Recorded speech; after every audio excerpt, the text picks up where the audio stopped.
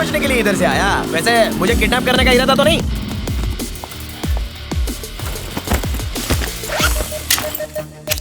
जादू दिखाने वाला है क्या, या पेड़ से मछली पकड़ के निकालेगा?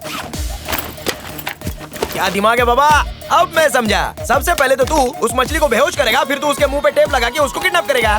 क्या बात है, टीवी, अरे बलून, कैमरा।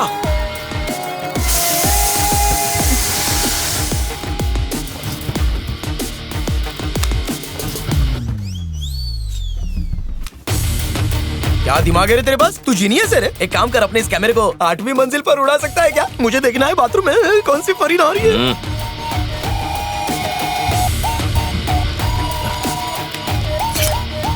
इधर बोलना। ये पकड़। क्या है ये? कैमरा कंट्रोल के लिए। किस लिए? ठीक से पकड़ कर दे। क्या बात है यार, तेरा आइडिया तो एकदम ढांसू है बे। फिशिंग रॉड तो समझ में आया, लेकिन एक कैमरा कहाँ लेके जा रहा है तू? 1 मिनट बकवास बंद करेगा? आराम से, स्लो स्लो। ओके, रोक दे। ओह, इन मीडिया वालों ने सवाल पूछ पूछ कर तंग कर दिया है। इन पर नजर रखो। किसी भी हालत में कोई भी उस पोस्टमार्टम वाले डॉक्टर के पास या फिर एफआईआर दर्ज करने वाले इंस्पेक्टर के पास कोई न पहुंचे। वो सच बता देंगे मैंने ही अपनी बीवी का कत्ल किया है। ये भी बता देंगे कब और कैसे मारा है। मेरे खिलाफ सारे सबूत कमिश्नर के ऑफिस में पहुंचा देंगे। हमें मीडिया का ध्यान भटकाना होगा। उसके लिए सबसे अच्छा मुद्दा है जातिवाद। तुम सब एक काम करो, एक अपनी ही जाति का आदमी मारो और एक मेरी जाति का मारो, और इल्जाम तीसरे पर। इस तरह दोनों जाति वालों को आपस में भिड़ा दो और मीडिया को भी खबर कर दो। वो इस आग को और हवा देंगे। दंगे फसाद में सभी इस केस को भूल जाएंगे। सर, वो देखिए कैमरा। जाओ, जाकर देखो। अरे अरे, मुसीबत हो गई। अरे कैमरा गिर रहा है। पकड़ पकड़ पकड़ पकड़, कैच पकड़। या तो तू पकड़ या मैं पकड़ता हूँ, देख कहीं टूट ना जाए। जाओ उन्हें पकड़ो, जल्दी करो। पकड़ पकड़ कैच। वो देखो, वो लोग भाग रहे हैं। पकड़ो। भाग भाग भाग भाग, वो लोग आ जाएंगे। अरे मर गया। उस तरफ भाग। आ गया।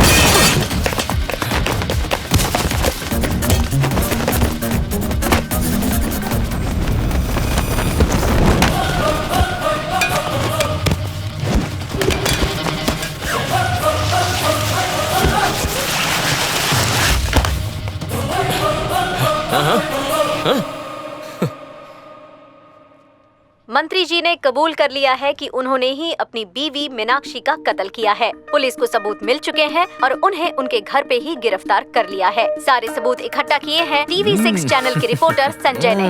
अब ये केस सीबीआई को सौंप दिया गया है। अब वही इसकी छानबीन करेंगे। मंत्री जी को पार्टी से निकाल दिया गया है और उनके खिलाफ कार्रवाई भी शुरू होने वाली है।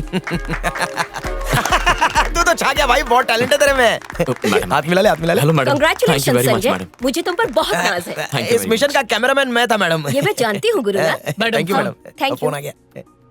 हेलो, वो तेरा कैमरा नमस्ते वाला- सर। आपका चैनल देखा कर रहे हैं थैंक आप यू। लोग। सब आपकी दुआ है sir. Okay sir, thank you thank you. पता है किसका फोन था? मुझे नहीं पता। सुप्रीम कोर्ट के जज का। ओह। उन्होंने अभी अभी न्यूज देखी, वो बहुत खुश हुए और उन्होंने तुम्हारी तारीफ भी की है। Excellent job Sanjay. Ram sir काफी देर से वेट कर रहे हैं। मधु अब तक नहीं आए। किसी और एंकर के साथ स्टार्ट करें क्या? What nonsense! ऐसे हम प्रोग्राम का कॉन्सेप्ट कैसे बदल सकते हैं? ये पूरा कॉन्सेप्ट मधु ने क्रिएट किया था। कहाँ है मधु? सर मैं हूँ मधु, E3 चैनल की रिपोर्टर हूँ। देखो ये है मेरा आईडी कार्ड। कोई मीडिया वाला रूल तोड़ सकता है क्या? आप ऐसे गुस्से में घूर रहे हैं, मुझे तो डर लग रहा है। माना कि मैंने गलती की, पर मैं क्या करती, मुझे न्यूज कवर करनी थी। 5 मिनट में अगर मैं ऑफिस नहीं पहुँची ना तो मेरा बॉस मुझे फायर कर देगा। इस बार मुझे छोड़ दीजिए, फाइन अगली बार दे दूंगी। आप यही सोच रहे होंगे कि मैं ऐसे जाने क्यों दूं? ये मेरी बेटी थोड़ी ना है। मुझे पता है कि आप इस वक्त यही सोच रहे होंगे और आपकी शक्ल देखकर भी यही लगता है कि आप बड़े ही सख्त ऑफिसर हैं। जरा सोचिए, अगर आपकी बेटी से भी यही गलती हो जाती और उसकी नौकरी चली जाती तो वो बेचारी क्या करती? निराश होकर बेचारी नदी में छलांग लगा देती और फिर उसके बाद आपकी बीवी का क्या होता? बेटी की मौत सुन के वो भी बेचारी खुदकुशी कर लेती। तब आप क्या करते?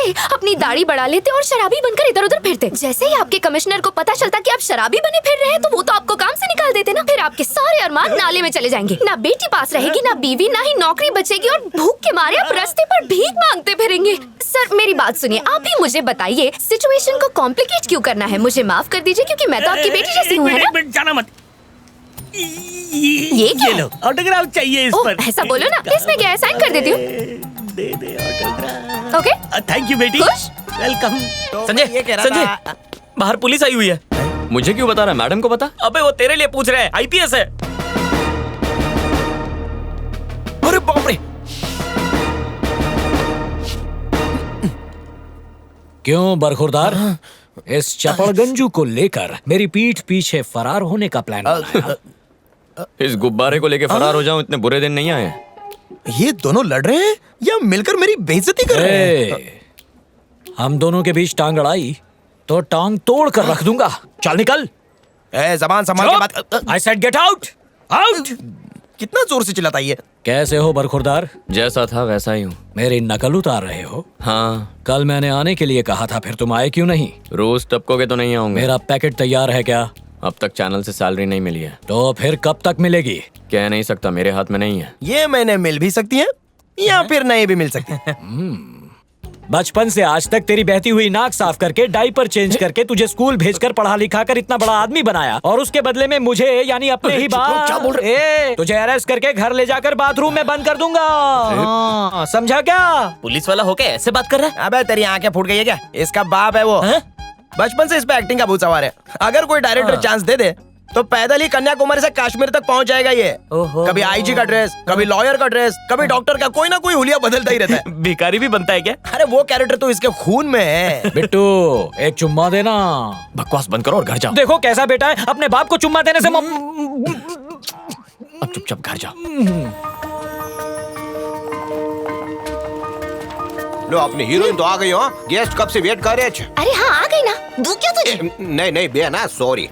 हाय, गुड मॉर्निंग। नमस्ते सर, आपका हमारे चैनल पर आना हमारे लिए बहुत गर्व की बात है। Thank you so much. Ram imports and exports, Ram educational institutes, Ram steels, list तो बहुत लंबी है। बताइए सर, आपने इतना सब कुछ कैसे हासिल किया? इंसान को सबसे पहले अपने आप पर कॉन्फिडेंस होना चाहिए और फिर पूरी लगन से काम करना चाहिए। किस्मत अपने आप चमकेगी और वो कुछ भी हासिल कर सकेगा। बहुत ही अच्छी एडवाइस है सर। सर हम आपको एक क्लिप दिखाना चाहते हैं।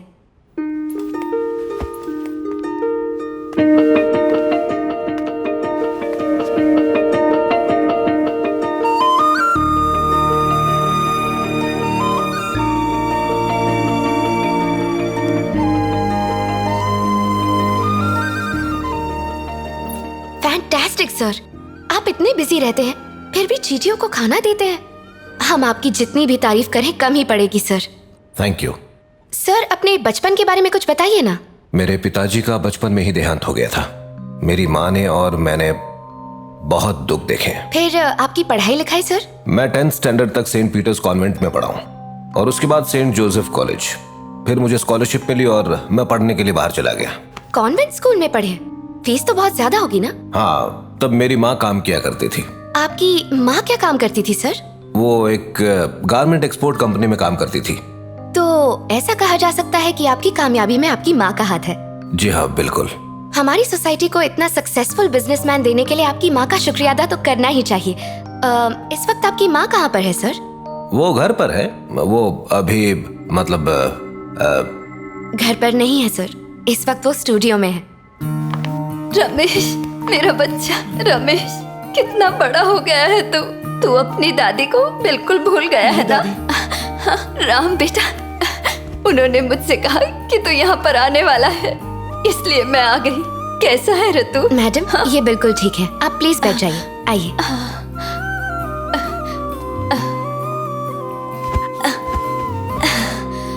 सर, अपनी माँ को यहाँ देखकर आपको खुशी नहीं हुई? आपको एक छोटी सी चींटी की जिंदगी की इतनी फिक्र है, पर जिस माँ ने आपको जन्म दिया, आपको पाला पोसा, उसे आपने वृद्ध आश्रम में भेज दिया। आपको आपकी माँ की फिक्र नहीं हुई? जब आप 1 साल के थे, आपके पिताजी का देहांत हो गया था, और आप तो जानते ही हैं कि एक अकेली औरत का एक छोटे बच्चे को इस समाज में पालना कितना मुश्किल है। और याद है सर, आपने अभी अभी बताया था आप कहाँ पढ़े थे? Saint Peter's convent, Saint Joseph's college. तो सोचिए आपकी माँ ने कितनी मेहनत की होगी और कितनी कुर्बानियां दी होंगी ताकि आपको ऐसी एजुकेशन मिल सके। और आज आप कितने बड़े बिजनेसमैन बन गए हैं। आज आपके पास पैसा है, गाड़ी है, बंगला है, और आप समाज की भी बहुत सेवा करते हैं। लेकिन अपनी माँ को वृद्ध आश्रम में छोड़ देना, ये कहाँ का बड़प्पन है सर? क्या आपको ये सही लगता है सर? अब मेरे बेटे को कुछ मत कहो, इसने जानबूझकर ऐसा नहीं किया। मैं बहुत खुश हूँ उस वृद्धाश्रम में। वहाँ पर टीवी है और कमरे में एसी भी है। वहाँ का खाना बहुत स्वादिष्ट है। और क्या चाहिए मुझ बुढ़िया को? इतना काफी है। हाँ, देखा, इन्हें अभी आपसे कोई शिकायत नहीं है।